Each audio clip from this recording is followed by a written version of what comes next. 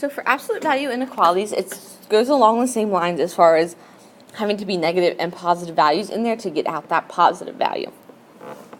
And similar to compound inequalities, there are two possibilities. There's the or inequality in the case of the and. So if we look at this, we did absolute value equations, and with that, your two solutions for x equaling 1 could be x equaling -1 or x equaling +1. Those are your two answers. Let's try to write that a little neater.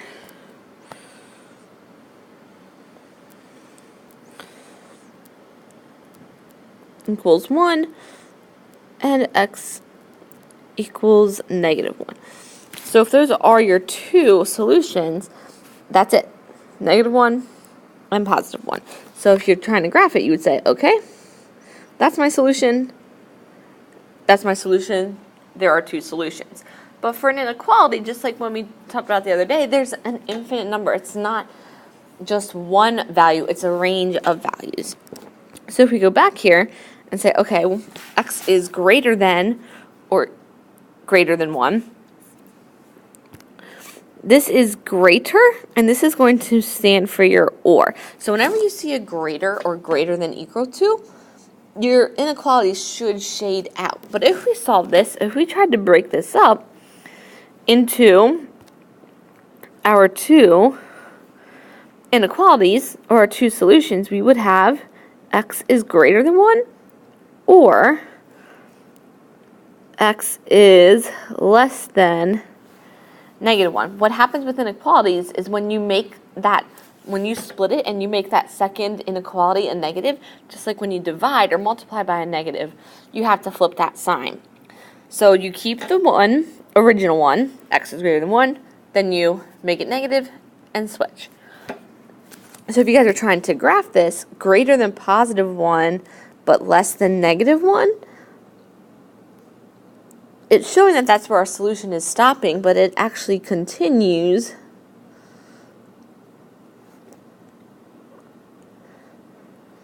out. So all of those values, fractions, decimals, all of those numbers that are included in that range could be a solution for that inequality.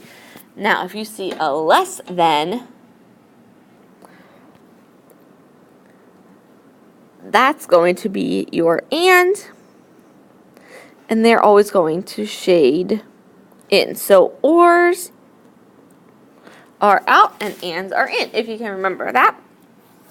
So if you guys were trying to split this into two inequalities, you would have the original, which is x is less than 1, and flip and negative. So less than 1, but greater than greater than -1. So if you guys were putting that on a number line,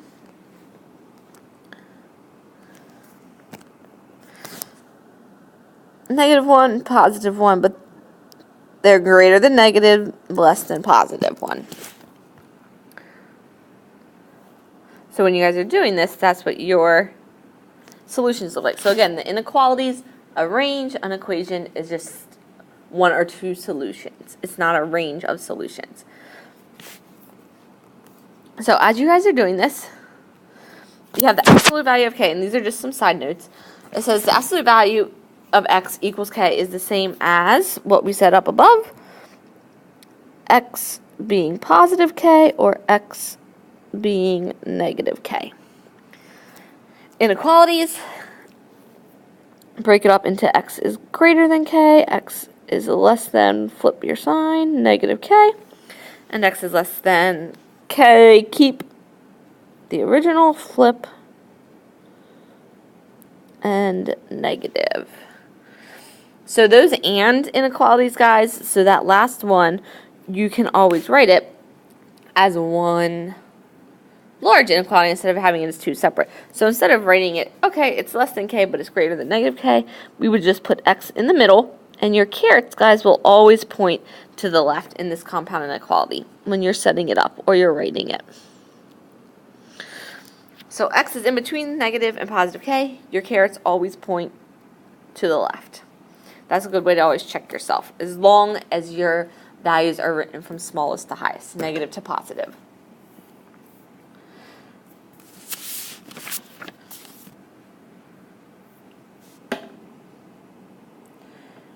All right, I'm going to do another example. So number 3 will be done. And then I'm also going to do let's do number 8. This is example number 3 from your guys' notes. I just wanted to do one more with you where the absolute value was not by itself on the left-hand side. You guys can't split the inequality into 2 until this part, the absolute value part, is by itself. So what you need to do is get rid of this minus 5 first and then split it up. So if you have something minus 5, how would you move it to the other side? We would need to add 5.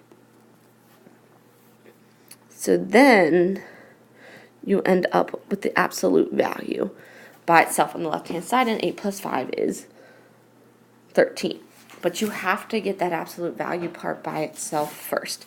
Now, we can go ahead and split it up. So, 3x plus 2 is less than or equal to 13, and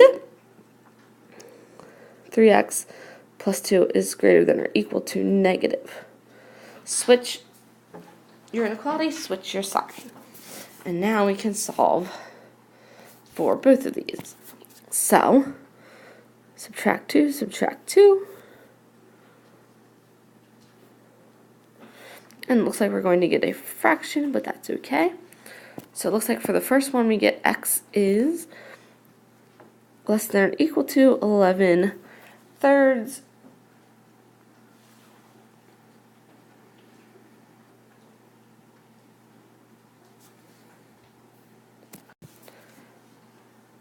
Which, if you guys divide that out and actually get the decimal for it, it should be 3.6.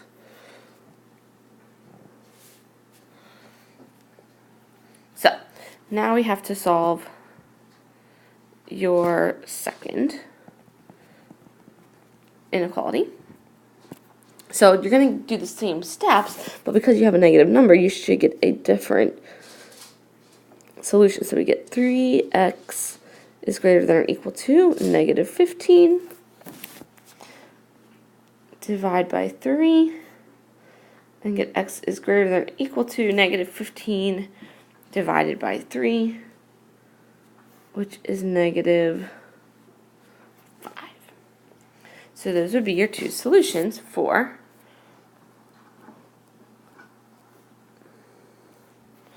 this inequality.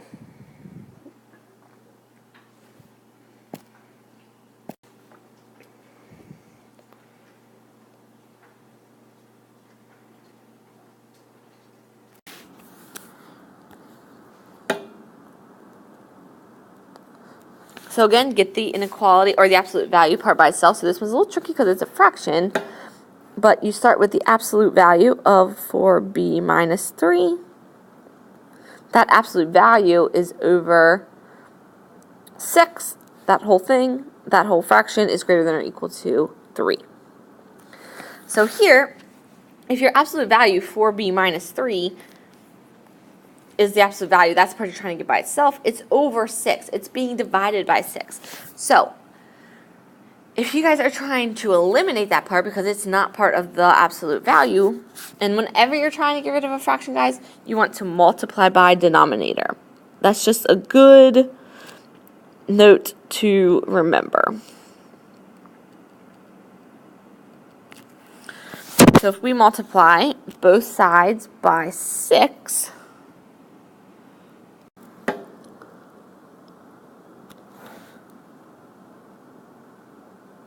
the 6's will cancel, and 3 times 6 is 18.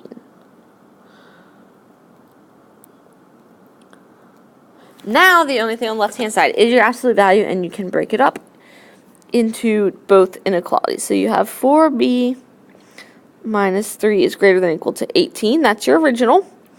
And then you flip your inequality and change the sign. Don't flip anything on the left-hand side, only flip the right-hand side value. and then you just solve. So add 3, you get 4b equals 21.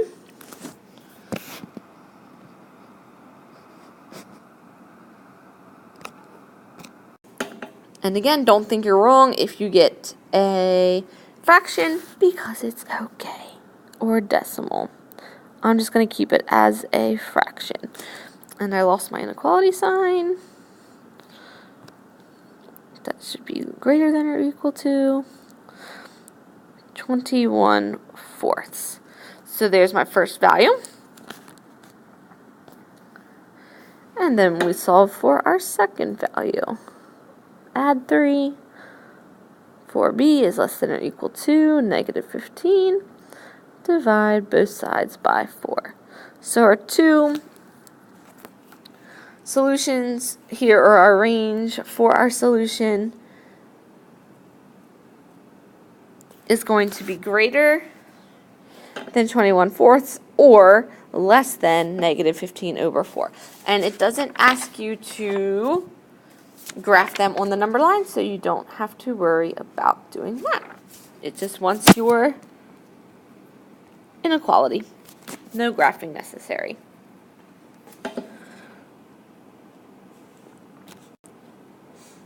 So go ahead, try the rest of those examples, and if you get stuck, let me know.